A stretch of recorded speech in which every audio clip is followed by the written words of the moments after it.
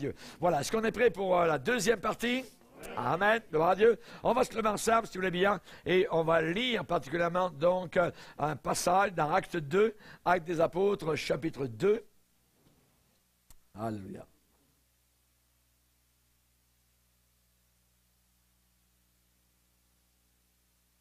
C'est pas ça. N'arrive pas à le pousser. Il ne bouge plus.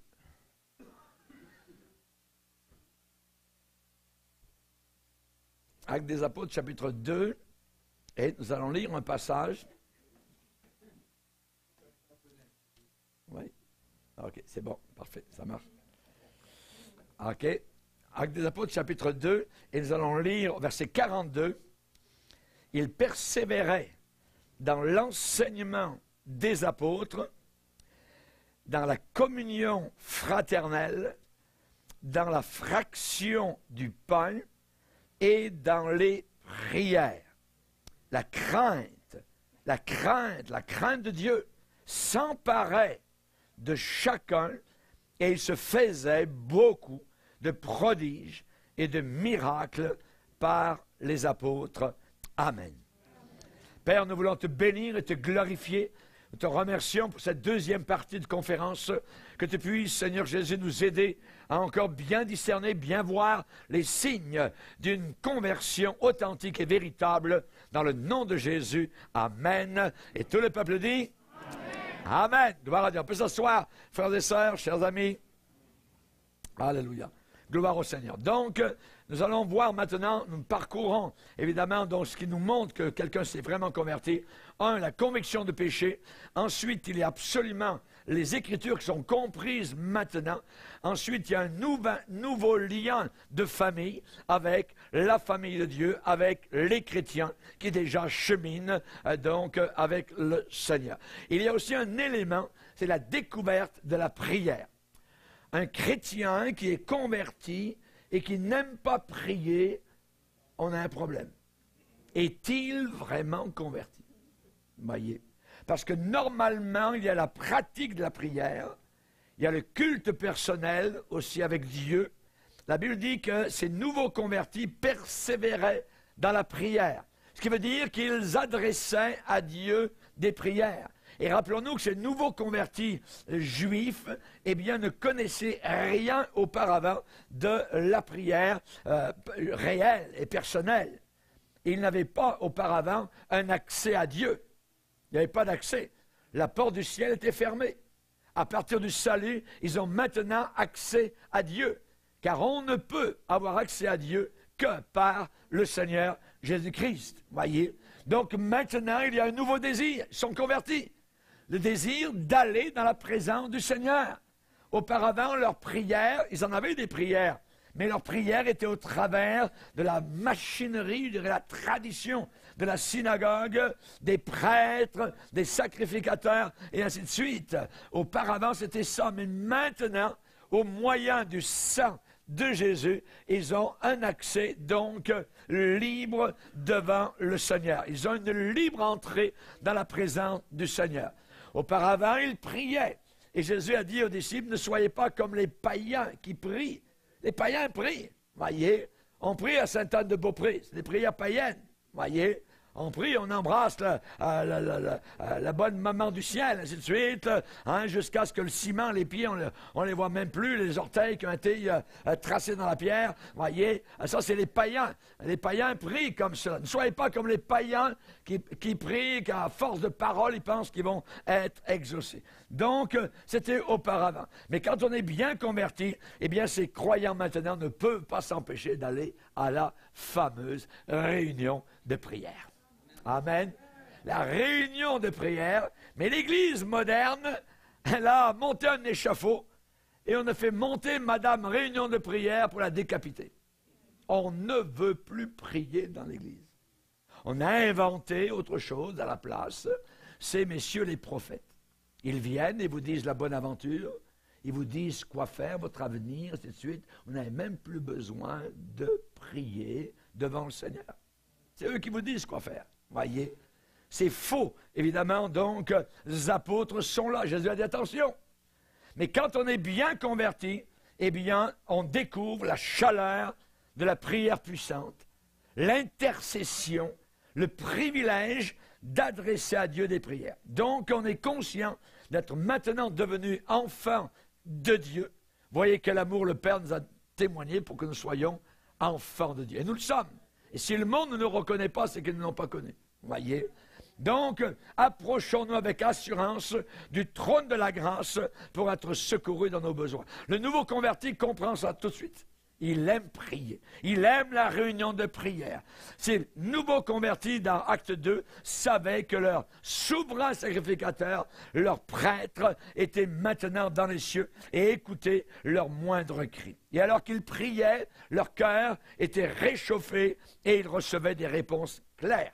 Le Saint-Esprit les aidait, parce que parfois on ne sait pas trop comment s'adresser au Seigneur, mais le Saint-Esprit est notre helper et il nous aide à intercéder. Il nous aide. Voyez, on a besoin d'une aide. Et la découverte de la prière est un merveilleux signe de la grâce de Dieu maintenant dans notre cœur. Voyez, et tout cela vient évidemment d'une œuvre du Saint-Esprit. On a un désir très fort d'aller dans la présence du Seigneur.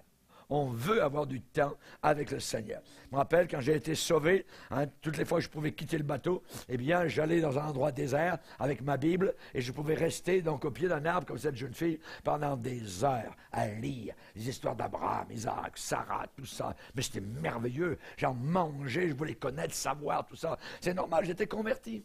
C'est le désir normal, voyez. Mais s'il n'y a pas ce désir, peut-être qu'il y a malnutrition. Peut-être qu'il n'y a même pas de nouvelle naissance. Peut-être qu'il n'y a même pas de conversion. Voyez? Parce que normalement, il y a ce désir d'aller dans la présence du Seigneur. Donc, parce que vous êtes fils de Dieu ou fille de Dieu, maintenant, eh bien, Dieu a envoyé dans nos cœurs l'Esprit de son Fils, lequel crie « Abba, Père ». Nous prions le Père. Voyez? Alléluia. Jésus a dit « Tout ce que vous demanderez au Père en mon nom, je vous l'accorderai. » Gloire au Seigneur. Donc, les convertis qui n'ont rien à dire sur l'expérience personnelle de la prière, nous devons les regarder, ces gens-là, avec une très grande prudence. Ils n'ont rien à dire sur la prière. Ils n'aiment pas la prière. Généralement, vous ne les voyez même pas à la réunion de prière. Vous voyez, très grande prudence. Nous devrions demander aux gens s'ils ont découvert la prière. Moi, j'ai découvert la prière. Je me rappelle mes premières réunions comme jeune chrétien. Alors, j'étais encore dans la marine. Un jour, j'arrive aux îles Fidji. Dès que je peux aller à terre, quitter le navire, je m'en vais à l'église tout de suite. À l'église, rencontrer mes frères et sœurs. Et je demande, qu'est-ce que vous faites avant la réunion? Elle dit, we are going to seek God. Qu'est-ce que vous dites? Vous allez chercher Dieu. Je ne connaissais pas du tout cette expression. Et il a dit, oui. En avant de l'église, il y a un local pour les femmes et de l'autre côté, il y a un local pour les hommes. Il dit, si vous voulez aller chercher Dieu, allez-y. Je n'avais jamais vu. Je dis, je vais aller voir. Et je rentre dans le petit local. Mes amis, on ne s'entendait même pas. Les gens étaient là, ils parlaient à Dieu, les mains en l'air, ils étaient contre le mur. Mais c'était un vacarme terrible. Tout le monde cherchait Dieu. Voyez? J'ai dit, mes amis, il y a du feu ici. Voyez? Et j'ai compris qu'évidemment, donc, on pouvait, je dirais, aller bien plus loin avec le Seigneur pour le chercher véritablement. Le chercher véritablement, être dans sa présence. Jusqu'à présent, dit Jésus, vous n'avez rien demandé en mon nom. En mon nom. Demandez et vous recevrez afin que votre joie soit parfaite. Amen. Quand on est témoin de Jéhovah, les témoins de Jéhovah prient Jéhovah. Ils ne veulent pas prier Jésus. Un jour, il y avait un témoin de Jéhovah qui était à l'hôpital, alité, il souffrait beaucoup. Et un chrétien a passé, dit, est-ce que vous aimeriez prier Jésus? Non. Le chrétien est allé voir quelqu'un d'autre dans l'hôpital, et quelques jours suivants, il est revenu voir dans cette chambre le témoin de Jéhovah. Mais le témoin de Jéhovah souffrait tellement quand il avait arrivé, le chrétien a dit, oui, je veux que vous priez pour moi au nom de Jésus. Et en l'espace de quelques jours, le témoin de Jéhovah était sorti. Alléluia. Parce que quand on prie au nom de Jésus, alléluia, que Dieu soit glorifié, que Dieu soit béni. Tout ce que vous demanderez au nom de Jésus sera accordé.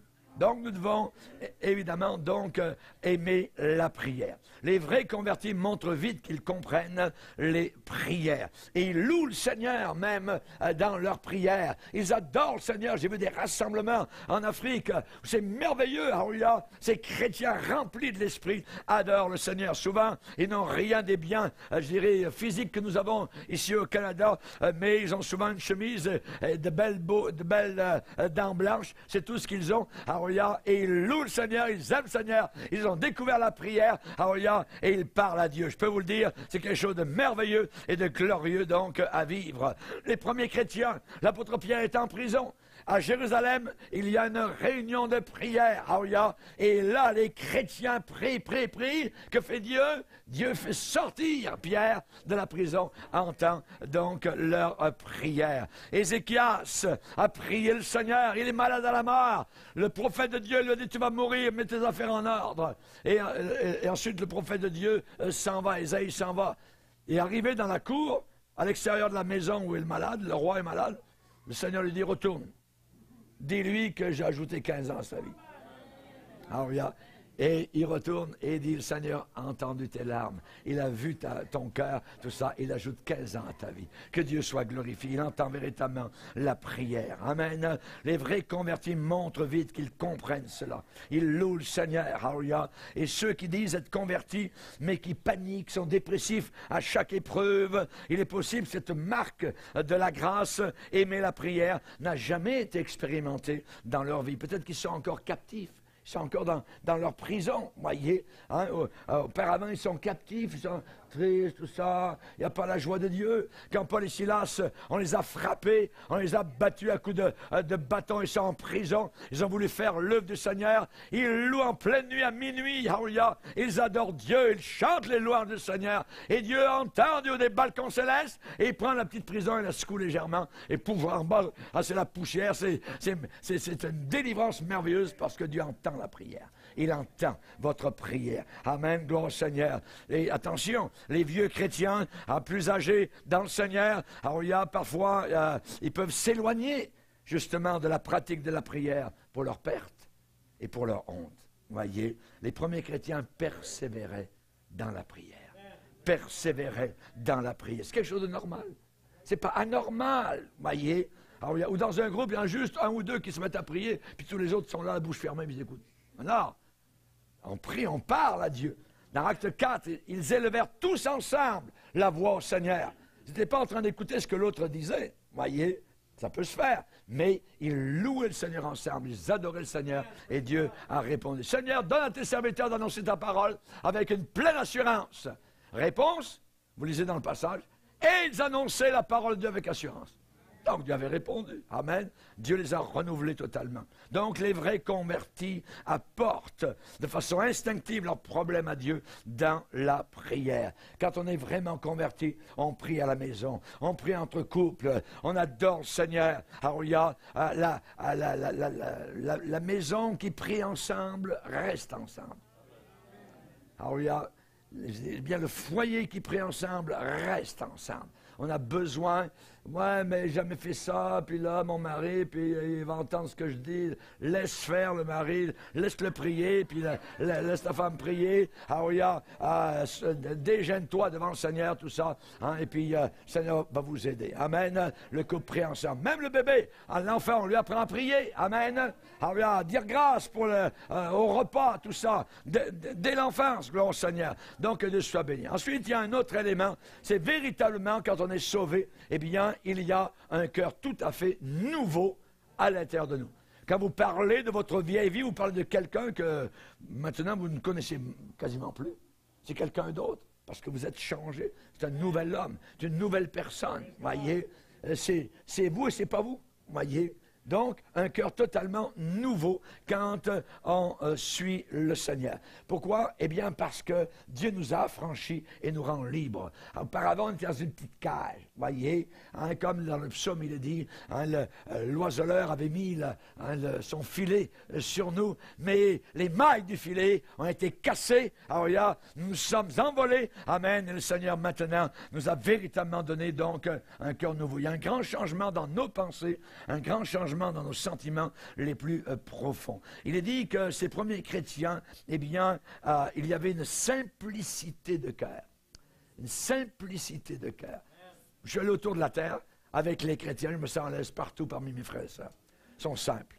Ce n'est pas des gens orgueilleux, nés en l'air, tout ça. C'est des gens très simples. Voyez, au premier siècle, ils étaient très simples. Alors, il y a une sœur qui vient du Mali. J'ai passé déjà un mois au Mali. Alors, là-bas, les frères et sœurs sont gentils comme tout. Alors, j'étais accueilli. Alors, ils gagnent, les vrais travailleurs gagnent $2 par jour sur leur front. Vous voyez, mais les chrétiens sont remplis de la joie du Seigneur. Ils sont simples. Amen. Et les premiers chrétiens, dans Acte 2, on parle d'une simplicité de cœur. En anglais, ça dit singleness of heart.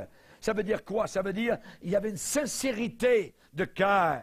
C'était une probité, c'était une unicité de cœur. C'est en croyant du cœur qu'on parvient à la justice. Amen. Si tu crois dans ton cœur que Dieu a ressuscité Jésus d'entre les morts, tu seras sauvé. Alléluia, gloire au Seigneur. Donc maintenant, avec ce cœur nouveau, il y a une très grande ouverture aux choses de Dieu. On veut savoir, on veut connaître. Donnez-moi de la Bible, donnez-moi des études bibliques. Je veux grandir, je veux vraiment m'approfondir dans les voies du Seigneur. Alléluia, gloire à Dieu. Ma cage a été ouverte, j'ai connu la vérité et la vérité m'a libéré. M'a libéré, m'a affranchi. Amen. Il y a dans nos motifs maintenant de la pureté.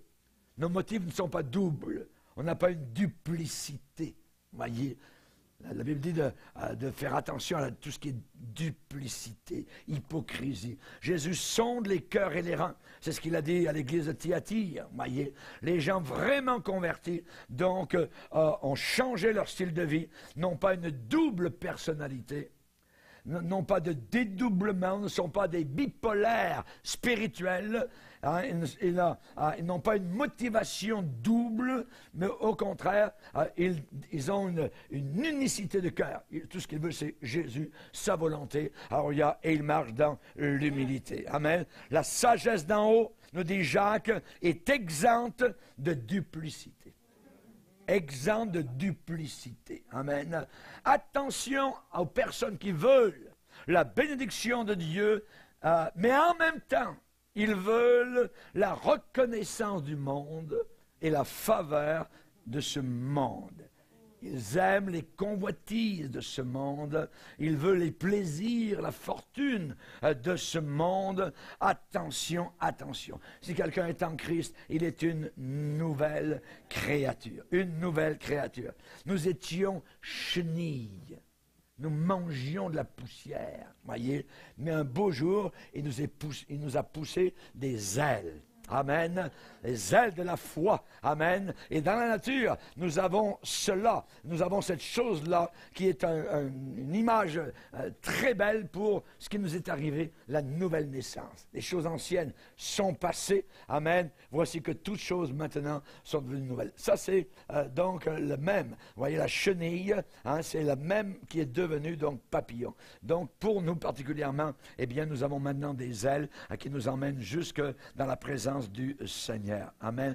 S'il y a une vraie conversion, alors la promesse que Dieu a faite s'accomplit. Je leur donnerai un même cœur. Je mettrai en vous un esprit nouveau. J'ôterai de leur corps le cœur de pierre et je leur donnerai un cœur de chair, afin qu'ils suivent mes ordonnances, qu'ils observent et pratiquent mes lois. Ils seront mon peuple, et je serai leur Dieu. Amen. Alors, vous avez remarqué le passage de l'apôtre Paul aux Galates, quand il parle des faux évangiles. Il dit, si je voulais encore plaire aux hommes, je ne serais pas serviteur de Dieu. Le mot qui frappe, c'est encore. Si je voulais plaire encore. Parce que Paul est un ancien homme religieux. Dans la religion, on cherche à plaire. Qu'est-ce que vous voulez? Vous savez, cette église émergente d'aujourd'hui, hein? Jean-Rick Warren et toute la clique, vous voyez, Bénin et tout ça. Eh bien, tous ces gens-là, ils vont vers le peuple et disent, qu'est-ce que vous voulez dans l'église? Vous voyez? Ils veulent plaire. Plaire, ce que les gens désirent. C'est parce que la Bible demande, mais c'est ce que les gens veulent. Et nous ne sommes pas là comme hommes de Dieu pour encore plaire aux hommes.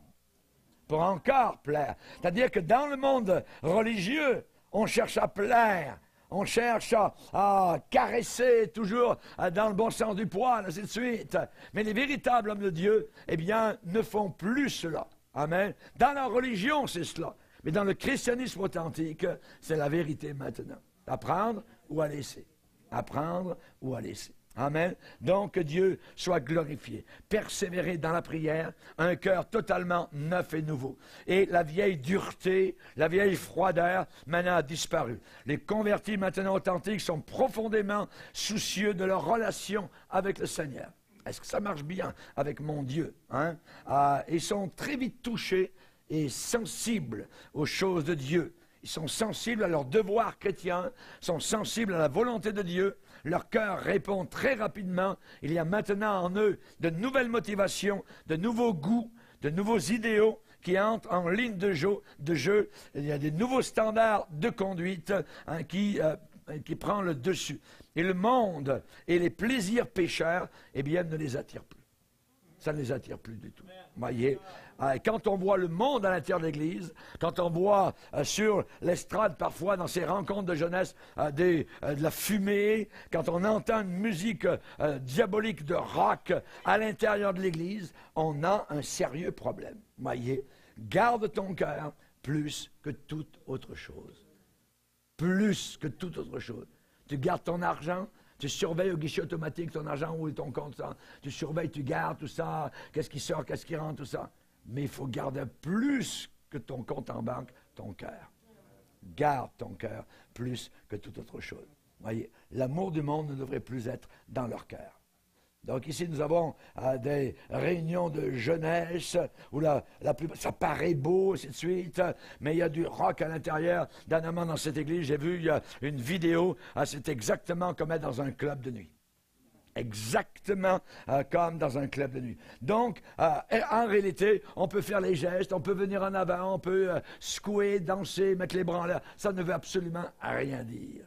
Rien dire. Quelqu'un qui est paralysé à l'hôpital, il ne peut rien faire, mais dans son cœur, s'il aime le Seigneur, il va au ciel. Amen. Amen. Gloire au Seigneur. Jésus a bien dit, là où est votre trésor, là aussi sera votre cœur. Amen. Gloire à Dieu. Quand on veut découvrir l'état spirituel de quelqu'un qui se dit chrétien, il faut rechercher des signes immanquables. Des signes clairement visibles, incontournables, non négociables, indubitables, facilement reconnaissables d'un tel changement de caractère. Notre caractère a changé. Notre apparence extérieure a changé. Notre façon de voir les choses a changé. Un nouveau converti authentique est enseignable. C'est très important dans une église. Quand vous avez quelqu'un qui veut enseigner et ne pas être enseigné, on a un problème. Alors on va faire une petite réunion à la maison, hein, on va rassembler les femmes, tout ça, puis c'est moi qui vais être l'enseignant ou l'enseignante, tout ça. Non, non, non, non, non, non. Qui donne l'autorité d'enseigner? C'est le pasteur. C'est le pasteur qui protège son troupeau et qui a le pouvoir d'enseigner et qui donne ce pouvoir à ceux que lui reconnaît en son temps. Un nouveau converti authentique est enseignable, souple, façonnable, malléable. Le chrétien doit être enseignable et se laisser façonner par le divin potier. Tous les gens qui disent « moi c'est l'esprit qui m'enseigne », dès que j'entends ça, mais c'est à la poubelle. Si la personne auparavant était inclinée vers l'orgueil, arrogante, normalement si elle est convertie, cette même personne maintenant va vouloir être aidée, conduite, dirigée, enseignée. On est souvent très étonné du changement qui arrive aux gens qui sont vraiment convertis. Leur cœur est tellement transformé que tout ce qu'ils veulent, c'est faire ce qui est bien et ce qui est juste. Et ils sont soumis à l'autorité pastorale qui est en face d'eux. C'est vrai qu'il peut y avoir encore des moments d'entêtement ou de résistance à Dieu, mais dans certains domaines, généralement, il va y avoir une très forte inclinaison à être enseigné, à être exhorté, à être encouragé. On t'a fait connaître, ô homme, ce que Dieu aime, c'est que tu marches dans l'humilité. Amen. Tu marches dans l'humilité. Quand vous avez des gens qui ont été mariés 2-3 fois, qui ont vécu avec 4-5 bonhommes, et qui tout d'un coup veulent enseigner les autres, on a un problème. On a un problème grave. Quel exemple ils vont donner? Quel exemple? Oui, ils sont chrétiens, Dieu a pardonné, tout ça. Mais quel exemple? Parce qu'on marche avec l'exemple. Un signe très puissant de la grâce, quand une personne est plutôt orgueilleuse, vaniteuse, pourrie d'amour-propre, prétentieuse et même insupportable, pétrie de suffisance personnelle, quand cette personne devient soudainement chaleureuse, douce, humble, enseignable, mais, ceux qui sont autour, qui l'ont connu, vont dire, mais qu'est-ce qui s'est passé? Jésus. Mais quand ce soi-disant chrétien, ce soi-disant converti, est encore attaché à l'avarice, à l'argent, aux possessions mondaines, encore attaché aux modes, voyez, aux façons du monde, encore attaché aux ambitions mondaines, à la musique rock, encore attaché aux potes, ainsi de suite. À ce moment-là, la parole de Dieu n'a aucun effet. Cette parole, elle est normalement plus tranchante qu'une épée, à 2 tranchants. Mais si cette parole n'a pas de pouvoir sur ce cœur pour le transformer, la personne est-elle vraiment sauvée? La personne est-elle vraiment convertie?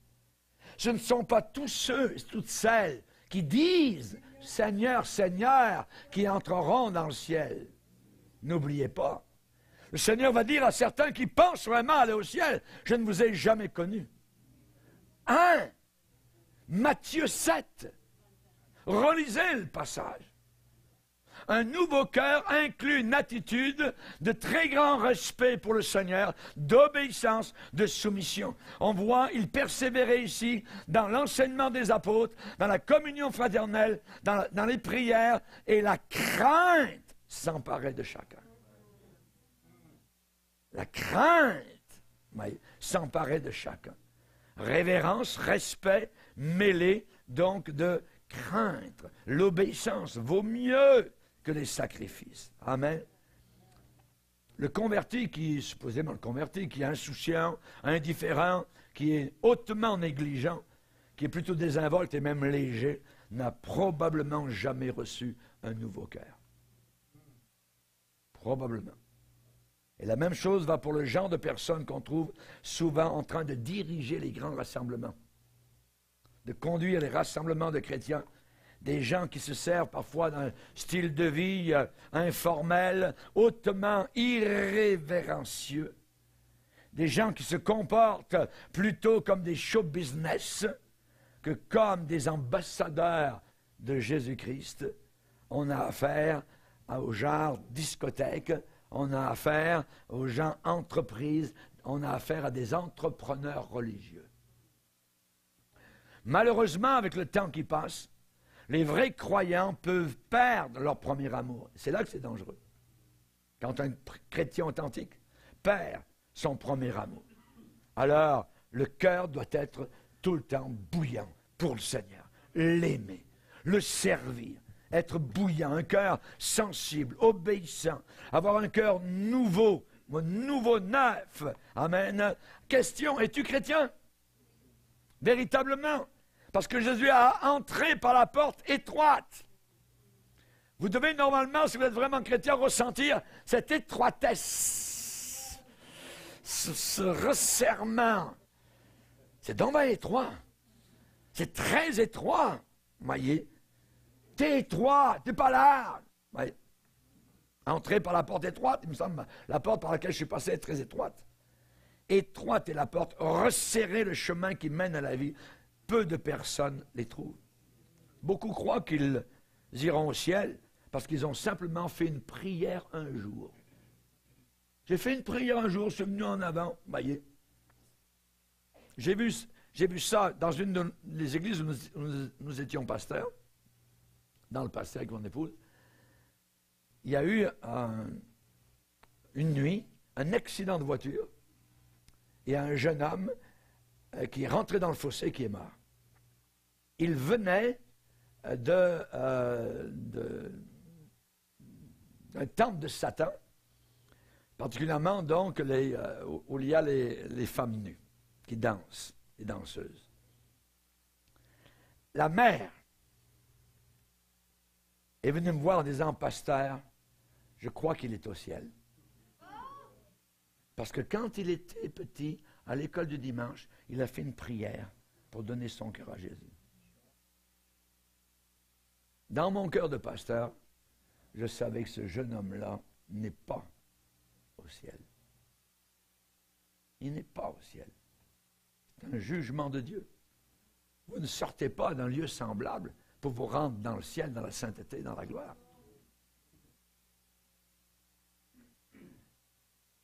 Beaucoup croient qu'ils iront au ciel parce qu'ils ont fait une petite prière un jour dans leur vie. Beaucoup voient autour d'eux des personnes qui prétendent connaître Christ, mais qui vivent comme le monde. Ils se comparent aux autres, voyez, et rien ne vient troubler leur cœur. Ils ressemblent à tous ceux de leur groupe de jeunesse ou tous ceux de l'assemblée, et ils regardent des choses cependant qu'ils ne devraient jamais regarder à la télévision, sur Internet, films DVD, ainsi de suite, pornographie. Ils rient de ce que Dieu est, et ils aiment la musique du monde, ils portent des habillements provocants, ils parlent comme le monde, ils marchent comme le monde, ils dansent comme le monde, ils couchent comme le monde. Pourquoi croient-ils qu'ils sont chrétiens? Parce qu'un jour dans leur vie, ils ont prié et ils ont demandé à Jésus d'entrer dans leur cœur. Oh. Ça, c'est la plus grande hérésie dans les églises évangéliques aujourd'hui. Croire que si vous priez et demandez à Jésus-Christ d'entrer dans votre cœur un soir, que vous serez sauvés. Il n'y a aucune trace de cela dans la parole de Dieu. Il n'y a aucune trace. Montrez-moi dans la parole de Dieu. On fait une petite prière pour donner son cœur à Jésus et on est sauvé. Il n'y a aucune trace de cela dans la parole de Dieu. Il n'y a aucune trace de cela non plus dans l'histoire du mouvement évangélique. C'est arrivé seulement depuis les 50, 60 dernières années. Vous devez faire bien attention de ne pas vous appuyer sur une petite prière qui a été faite. Il faut savoir que le salut éternel, le si grand salut, s'obtient seulement par la foi et par la foi seule en Jésus-Christ. Et cette foi en Jésus-Christ s'accompagne toujours de repentance, de haine de ce que Dieu est et d'amour pour ce que Dieu aime. Vous connaissez le cantique, vous l'avez chanté, « Un chrétien, je croyais être. Mais j'ignorais le bonheur que Jésus, mon divin maître, vient apporter dans un cœur. La paix que Jésus donne, je ne la connaissais pas. Tout sur mon chemin rayonne depuis qu'il conduit mes pas. Pas depuis que j'ai fait une petite prière. Depuis qu'il conduit mes pas, depuis que je lui ai abandonné totalement ma vie entière, parce que j'ai cru dans le calvaire. On est sauvé par la foi dans le sacrifice de Jésus-Christ au calvaire. Ce ne sont pas tous ceux qui disent « Seigneur, Seigneur ». Examinez-vous vous-même pour voir si vous êtes dans la foi, si vous êtes chrétien. On n'est pas sauvé par une formule magique. J'ai rien contre la prière, que quelqu'un vienne prier, je te donne mon cœur. Oui, mais ça ne prouve à rien. Ce qui va prouver, c'est la suite. C'est la suite. Est-ce que la personne va maintenant porter les fruits de la repentance? L'apôtre Paul prêchait la repentance. Pas dire une petite prière. Il prêchait la repentance avec les œuvres dignes de la repentance. Il faut que ça se prouve, il faut que ça se voit. Oui. On n'est pas sauvé par une formule magique, par quelques mots répétés après quelqu'un d'autre. Voyez? Je me rappelle, un jour, j'étais à l'aéroport à Paris, et je revenais au Canada d'une mission. Et on était dans la file en train d'attendre notre passage, et ça a duré beaucoup de temps. Et il y a un musulman qui était là, qui m'a dit, « Monsieur, est-ce que vous aimeriez devenir musulman? » Et je lui dis, « Comment on fait? »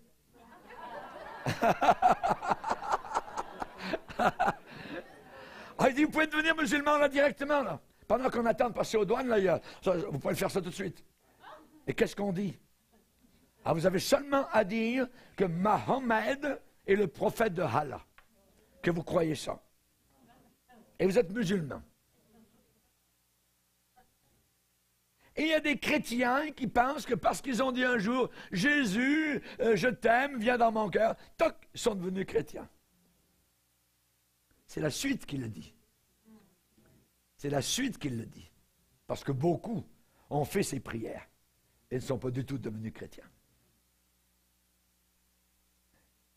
On est sauvé quand on s'est repenti de nos péchés. Écoutez bien ce message. On est sauvé parce que vous avez cru. Sois fidèle jusqu'à la mort, et je te donnerai la couronne de vie. Hébreux chapitre 3, 2 fois l'expression vient par le Saint-Esprit. Pourvu que nous retenions jusqu'à la fin l'espérance que nous avions au commencement. 2 fois. Pourvu que. Alors si on vous dit, t'es sauvé, t'es toujours sauvé parce que t'as fait une petite prière, c'est dangereux. C'est peut-être un mensonge du diable.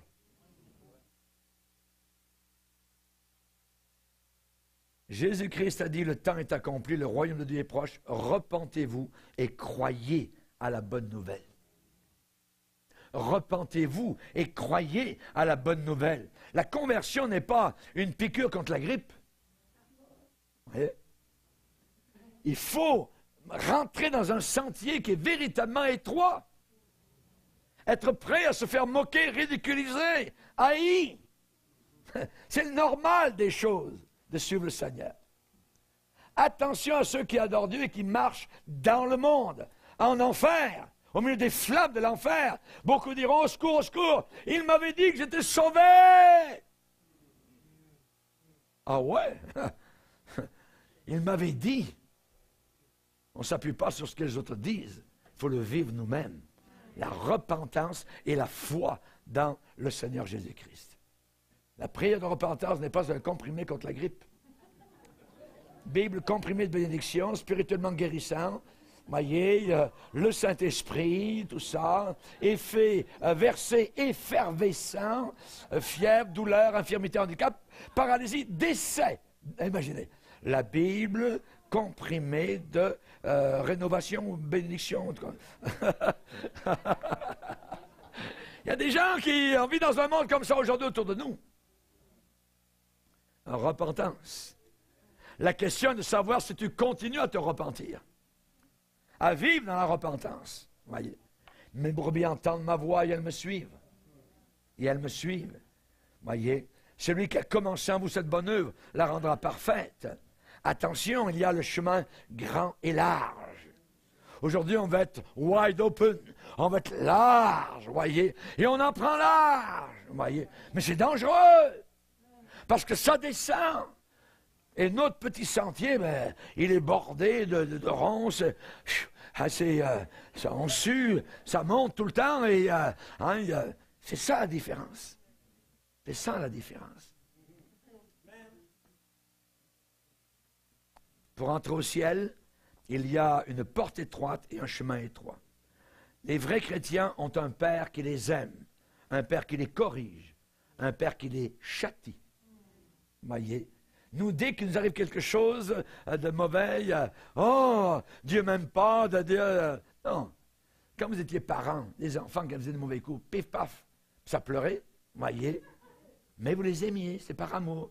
Et si nous sommes vraiment des enfants de Dieu et non pas des enfants illégitimes, alors le Père va prendre parfois la verge pour nous ramener dans le bon sentier.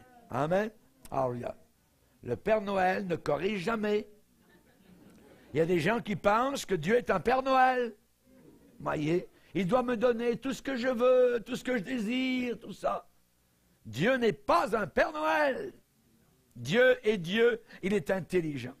Donc, le Seigneur a dit à tous ceux qui voulaient le suivre, quiconque ne porte pas sa croix, son instrument de mort, et ne me suit pas, ne peut pas être mon disciple. Étroit est le chemin qui mène à Dieu, toujours, toujours, voyez. Donc, tout comme Jésus, nous devons porter notre croix. Voyez, nous suivons Jésus-Christ avec une croix sur laquelle, normalement, nous devons être cloués. Mourir à soi-même. Mourir à soi-même. Cette génération de chrétiens veut la réponse à tous leurs besoins. La réponse, elle est simple, c'est mourir. On ne veut pas mourir. Jésus a dit, si le grain de blé ne tombe en terre et ne meurt, il reste tout seul. Mais s'il meurt, il porte beaucoup de fruits. Amen. Gloire au Seigneur. Nous voulons vivre comme des champions. Amen.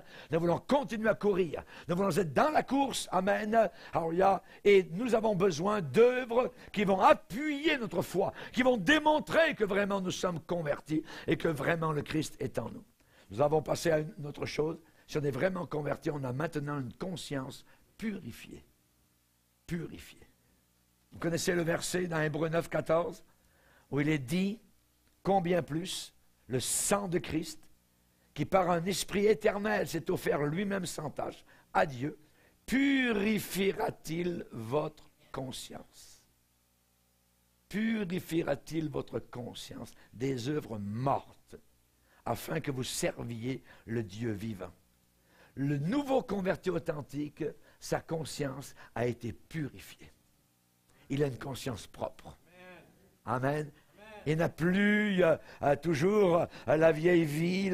Ouais, mais est-ce que Dieu m'a tout pardonné? Est-ce que tout ça? Est-ce que je suis vraiment sauvé? Non, non, non, non, non. Voyez, on a une conscience purifiée. Purifiée. Amen. Si vous avez une onde de doute par rapport à l'autorité de la Bible, voyez, à ce moment-là, vous êtes en train d'embarquer avec le diable. Dieu a-t-il réellement dit? Plus, combien plus, le sang de Christ, c'est spirituel, qui par un esprit éternel, on parle de la croix, du calvaire, s'est offert lui-même. Il est l'agneau de Dieu. Rappelez-vous Isaac qui demande à Abraham en montant au mont Moria, où est l'agneau, papa? On a le couteau, on a le feu, où est l'agneau? Réponse, Jean-Baptiste, voici l'agneau de Dieu. Alléluia! Christ est l'agneau de Dieu. Il s'est offert lui-même, sans tâche, à Dieu. Purifiera-t-il votre conscience des œuvres mortes? Dans le passé, on avait des œuvres mortes qu'on a faites. On est purifié de ça, totalement. Si vous êtes vraiment sauvé, vous avez une conscience claire, nette. Paul a dit, je sers Dieu avec une conscience propre, pure. De Timothée, 1er chapitre. Amen. Gloire au Seigneur. Si on est vraiment sauvé, on a une autre chose. Alléluia. L'assurance du salut. Alléluia. C'est pas peut-être, bien, peut-être que non. Voyez, donc, on a la paix du cœur. On a la paix dans le cœur. On est certain qu'on est véritablement sauvé. Alléluia. Regardez particulièrement dans Romains 5.1. Étant donc justifiés par la petite prière que vous avez fait un certain soir. Non, non, non. Vous êtes justifiés par la foi. Nous avons la paix avec Dieu. Nous avons la paix avec Dieu par notre Seigneur Jésus-Christ. Maintenant, auparavant on était ennemis de Dieu, maintenant on a la paix. On est réconciliés avec Dieu. Alléluia. Réconciliés. On a l'assurance. Et il est dit que ces premiers chrétiens dans Acte 2, eh bien, ils avaient la joie de cœur. Ils louaient le Seigneur. Et ça montrait évidemment l'assurance de leur salut. Tous les vrais convertis, eh bien, expérimentent cette assurance. Je suis sauvé. Pourquoi? Parce que la Bible dit, celui qui a le Fils, il a la vie. Celui qui n'a pas le Fils de Dieu n'a pas la vie. C'est dit, c'est écrit, je le crois, c'est terminé. C'est cette clé. Établi. As-tu le Fils? Amen. Si tu as le Fils dans ton cœur, amen, tu es sauvé. Celui qui a le Fils a la vie. Celui qui n'a pas le Fils de Dieu n'a pas la vie. Il peut avoir la religion, il peut avoir des prières, il peut avoir des bonnes actions, il peut avoir du bénévolat, il peut avoir toutes sortes d'affaires, voyez, il peut avoir des œuvres qu'il pense qu'elles sont méritoires. Non, non, non, non, non, non. Voyez, celui qui a le Fils, c'est tout. Le Fils. Et pas autre chose. Et ce n'est pas le Fils plus. Non, c'est le Fils et le Fils uniquement qui nous sauve. Et quand vous allez arriver à votre dernière heure, quand vous allez passer de la terre à l'éternité, vous allez vous confier dans le Fils. C'est tout. Sur une mort que vous n'aurez pas soufferte, sur du sang que vous n'aurez pas versé, placez votre éternité sur lui. Et le Christ vous accueille dans la gloire éternelle. Le brigand à côté de Jésus, aujourd'hui tu seras avec moi dans le paradis. Aucune œuvre méritoire, rien. Rien à montrer, rien à présenter. Alléluia, j'aime ça. Est-ce que vous aimez, les choses sont gratuites? Amen. Gloire au Seigneur. Et en plus, eh bien, regardez, la joie, ils rompaient le pain dans la maison, prenaient leur nourriture avec joie et simplicité de cœur. Continuez à rester joyeux parce que vous êtes sauvés et être simple de cœur. Voyez, pas simplet, simple. Voyez, être simple de cœur, pas compliqué. Jésus dit, j'ai caché ces choses aux sages et aux intelligents de ce monde. Je les ai montrées aux enfants.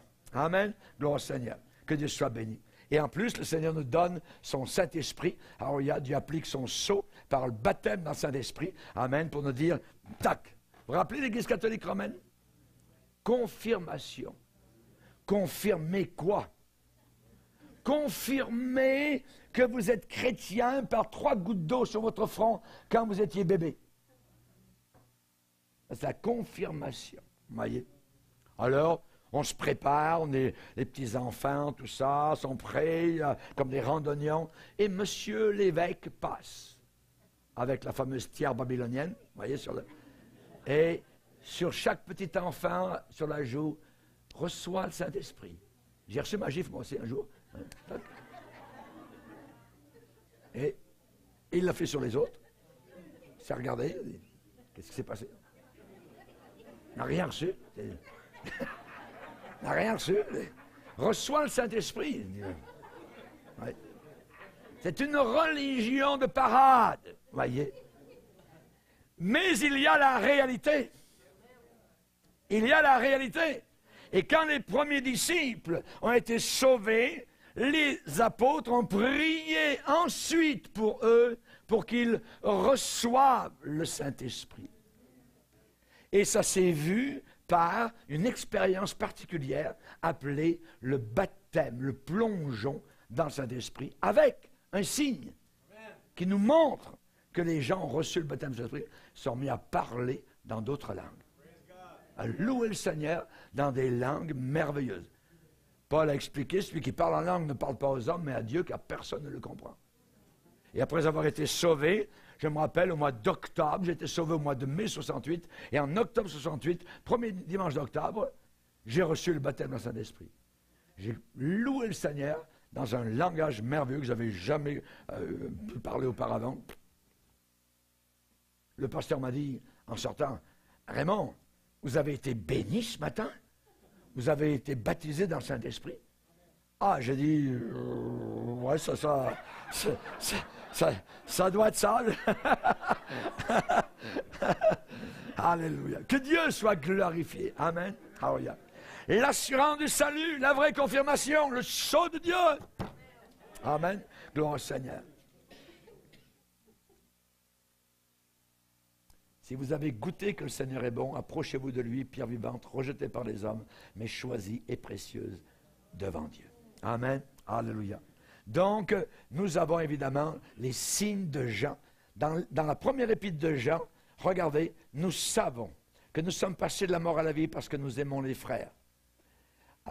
Ici, nous connaissons qu'il demeure en nous par l'Esprit qu'il nous a donné. Nous sommes de Dieu. Celui qui connaît Dieu nous écoute. Celui qui n'est pas de Dieu ne nous écoute pas. C'est par là que nous connaissons, que nous reconnaissons, que nous discernons l'esprit de la vérité, l'esprit de l'erreur. Bien-aimés, aimons-nous les autres, car l'amour est de Dieu. Quiconque aime est né de Dieu et connaît Dieu. Nous connaissons que nous aimons les enfants de Dieu lorsque nous aimons Dieu et que nous pratiquons ses commandements. Amen. Jésus a dit un jour, « Or la vie éternelle, c'est qu'ils te connaissent, toi, le seul vrai Dieu. » Amen. Alors la gloire au Seigneur. Que Dieu soit béni. Et la dernière qui montre vraiment que vous êtes sauvés, les attaques de Satan. Si vous n'avez aucune attaque du diable, vous n'êtes pas sauvés.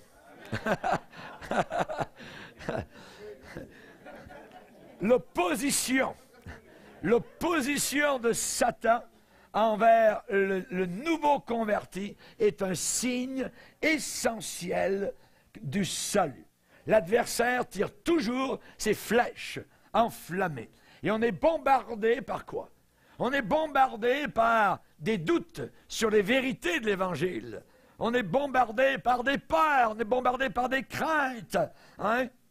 Et c'est la raison pour laquelle la Bible nous décrit comme étant des soldats. Amen. Pour éteindre les flèches enflammées du diable. Paul a dit à Timothée, souffre avec moi comme un bon soldat de Jésus-Christ. Le nouveau converti, tout de suite, il se rend compte que le diable existe. Auparavant, bon, le diable, les démons, ça n'existe même pas, ça. Ah ouais? Deviens chrétien, tu vas voir si le diable n'existe pas.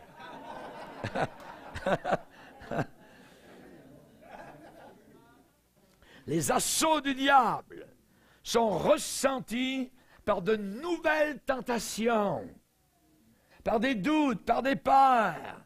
Le diable arrive. Dieu a-t-il réellement dit? Oui, dans la Bible, ça, hein, tu dis que tu es sauvé, tu crois en Jésus, tu as donné ta vie à Jésus, hein, tu crois dans la croix. Non, c'est bien trop facile, voyons non. Il met des doutes. Il met des doutes sur notre salut. Il est venu vers Jésus. Si tu es le Fils de Dieu, imaginez, venu vers Jésus, lui faire douter de sa divinité. Hey. Alors, à plus forte raison, il va nous faire douter de notre salut, notre filialité avec Dieu. Voyez, si tu es le Fils de Dieu, comment répondre? Il est écrit. C'est la parole de Dieu qui fera fuir le diable. Il n'y a pas d'autre moyen. Ne discutez pas avec Satan. Non, jamais. Ne jamais discuter avec le diable. Jésus a dit, quand un homme fort, c'est Satan, est bien armé, garde sa maison, ce qu'il possède est en sûreté. Ici, l'homme fort, c'est le diable, un tyran. Et il ne fait pas trop de mal. Je dirais à ses esclaves, ils sont en sécurité à l'intérieur de ces murs. Fortifié, prison, voyez. Mais on est libéré. On est libéré de la cage, voyez. Et le diable, il rôde autour de nous comme un animal voyez, qui rugit. Si vous êtes vraiment sauvés, la guerre spirituelle a débuté. Des moments, parfois, vous allez vous sentir, où j'en suis, hey, je suis en train de passer par où? Par quelle vallée? Vous ne savez pas où vous en êtes? Le diable attaque, les démons attaquent. Voyez, les vrais convertis, maintenant, savent que le diable existe. Nous n'avons pas à combattre contre la chair et le sang, mais contre les esprits méchants dans les lieux célestes. Voyez, Jésus a dit, vous aurez des tribulations dans le monde, prenez courage. J'ai vaincu le monde. Voyez, donc Satan se prend à son propre piège. Quand il lance ses attaques sur les jeunes convertis, premièrement, il prouve à ces nouveaux convertis qu'il existe. Auparavant, Ils ne savaient pas. Maintenant qu'ils sont convertis, ils savent qu'il existe. Et deuxièmement, Satan leur prouve qu'il a une raison de les attaquer. Parce qu'ils servent Dieu maintenant. Ils sont sauvés. Donc, il ne peut plus quasiment rien faire pour les ramener. Il va essayer. Voyez, Pierre, Satan t'a réclamé pour te cribler comme du franc. Il veut te ramener dans le passé. Voyez. Alors, sa stratégie, c'est de ne faire aucun assaut, aucune attaque, jusqu'au moment où les gens sont convertis. Et quand vous êtes convertis, soudain, il existe. Voyez. Et l'expérience de ceux qui ont grandi dans des foyers chrétiens, dans des foyers chrétiens, mais eux n'étaient pas chrétiens, et qui ont passé des années seulement à porter le nom de chrétiens, sans véritablement être des chrétiens. Eh bien, pendant leurs années, où ils n'étaient même pas encore convertis, ils doutaient rarement de la réalité des événements de la Bible ou des ministères de Jésus. Mais quand ces gens-là, maintenant, sont tournés véritablement vers Jésus-Christ, les doutes ont débuté.